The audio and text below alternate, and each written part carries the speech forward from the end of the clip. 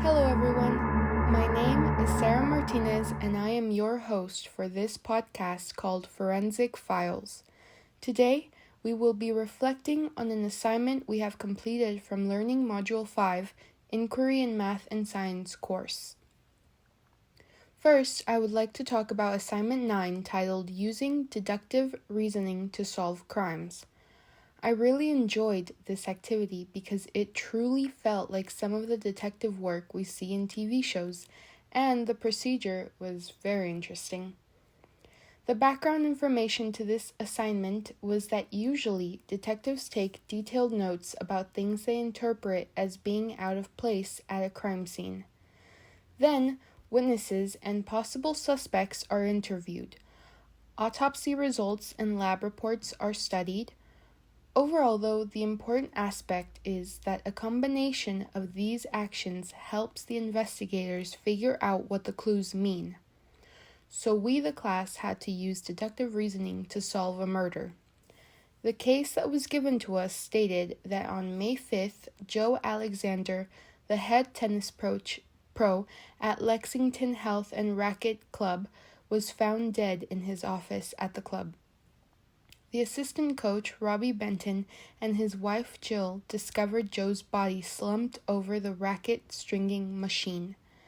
Jill screamed in shock, and Bobby immediately used his cell phone to call 911.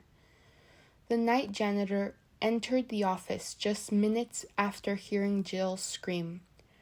Records show that the call to the 911 operator was received at 8:28 p.m. We then had to review several notes from the crime scene as well as interviews of Joe's co-workers and acquaintances. Throughout the case, we learned that Joe had made several enemies at his workplace, but most notably was a woman named Nancy, who played for Joe's tennis team, and a man named Ryan, who's husband of one of the women on Joe's team. Nancy was angry at Joe for demoting her to alternate status, which meant she barely got any playtime.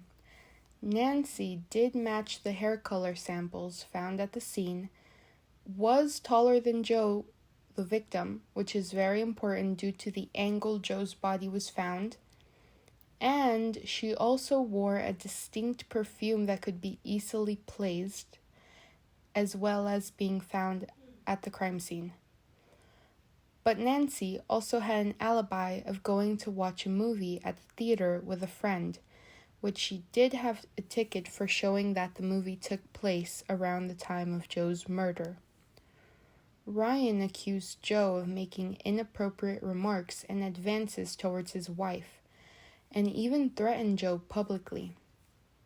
Ryan's motive would be jealousy and revenge on Joe for, air quotes, going after his wife, and Ryan also matched the hair color strand found at the crime scene.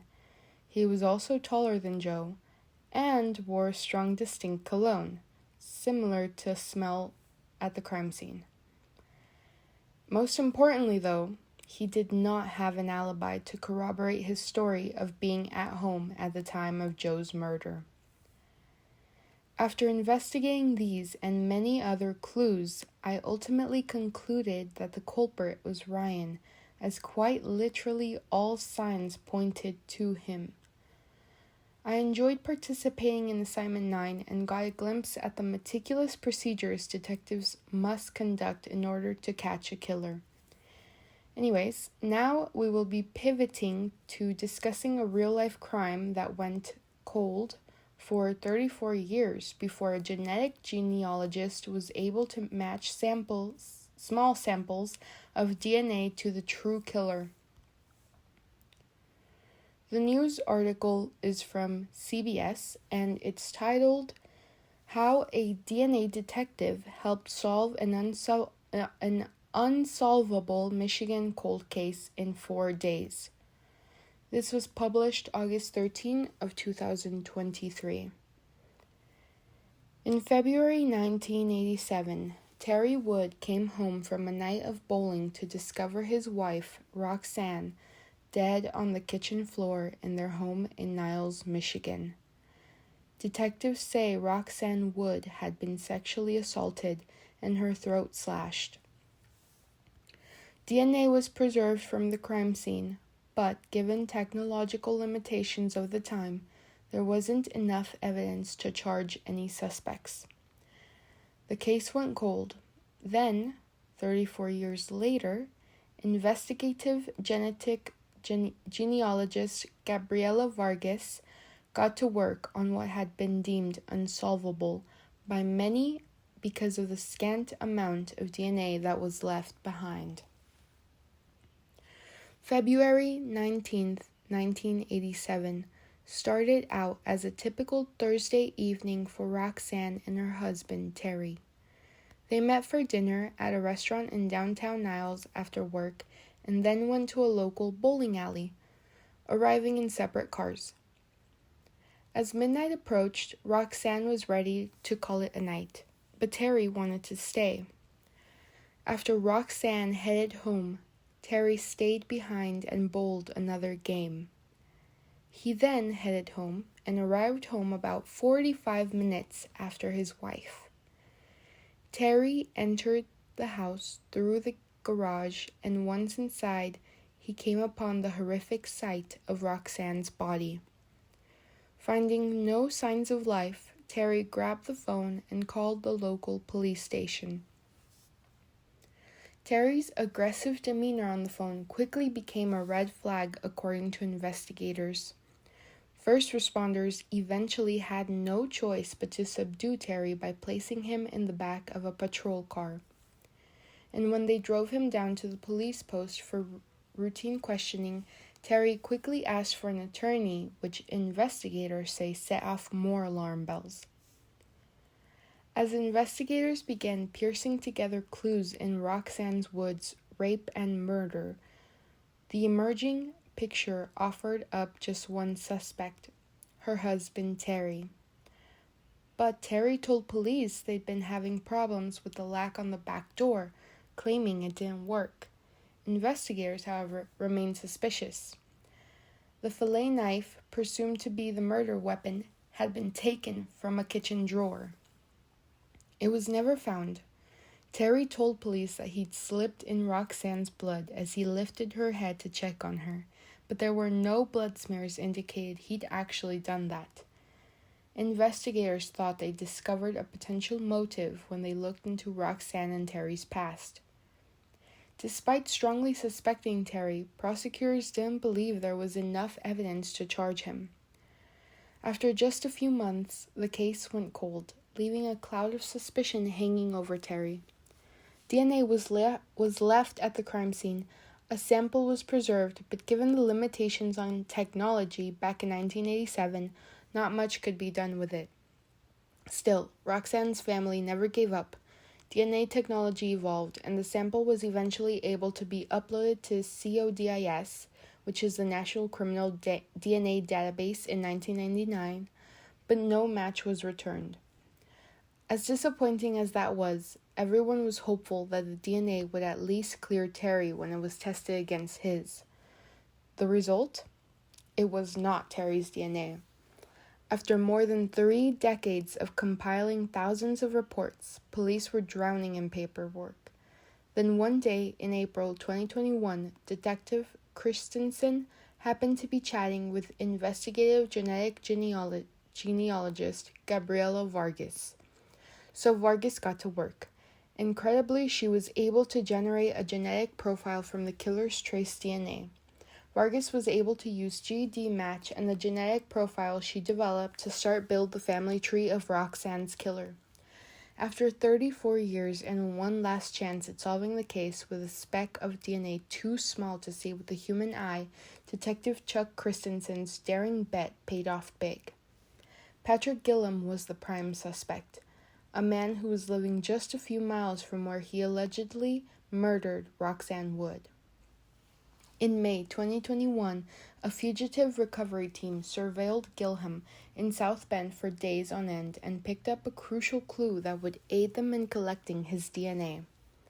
Investigators found a cigarette butt Gilham had smoked and thrown out and held their breath until the results from Gilham's cigarette butt came back. It was a perfect match to the DNA left at the 1987 crime scene. The judge sentenced Gilham, who was 67 at the time, to a minimum of 23 years in prison in April 2022. Sitting in court, Terry Wood, now vindicated, watched as his wife's real killer was led away. This incredible case demonstrates the tenacity and observingness detectives must possess to solve cases. This unsolvable case was solved 3 decades after the initial crime took place, all thanks to astute detectives who never gave up and used clues and evidence to catch the real killer of Roxanne, and finally brought peace to her family. Now, I will be talking about a current event that ties into the Learning Module 5 we have been discussing in the course. This article was published March 3rd, 2023, and it's titled, New Steps Taken to Identify Criminals' Footwear, and it explains how new technology is working towards making detectives' jobs easier in the search of culprits. Forensic experts have developed a new approach to assist the comparison and interpretation of footwear mark evidence. The joint project saw Staffordshire University collaborate with Huddersfield University and Yorkshire and the Humber Regional Scientific Support Services, which supports 4 police forces in the region. Together, they created a specifically designed assault course to collect data which can be used to verify footwear mark evidence left by criminals. The study focused on footwear most frequently worn by detainees in custody and the most commonly identified tread patterns found at crime scenes, according to the National Footwear Database. Staff members at the YATH were enlisted to help with data collection. Participants with a range of shoe sizes repeatedly walk the same route each day to show the progression of wear from brand new to worn-out trainers, and they created mock crime scene marks at these specific intervals as the threats wore down. The course captured footwear marks deposited on different surfaces, including wood effect laminate floors, a wheelie bin, paper, and a UPVC windowsill. Different substances were also used to replicate footmarks deposited in dirt, dust, and mud. The footwear marks were recorded, analyzed, and cataloged to create a ground truth database that YATH now used to carry out research and support evidential comparisons. Following the pilot's success, a paper detailing the project has been published, and its authors hope this will serve as a toolkit for other police forces. These new advances in technology not only are helping out the forensic world, but the detectives who work hard towards solving cases and catching suspects. Once again, the importance of evidence and DNA is highlighted in the learning module in real-life events, as well as the work ethic and strength forensic investigators and law enforcement must display in order to not only be successful in cracking the code, but maintaining their mental and physical health while on the job. Thank you very much for listening to Forensic Files, and I hope to see you back here next episode. Till then, stay curious. References and links for both the Roxanne Woods case and the current event article can be found below in the description box.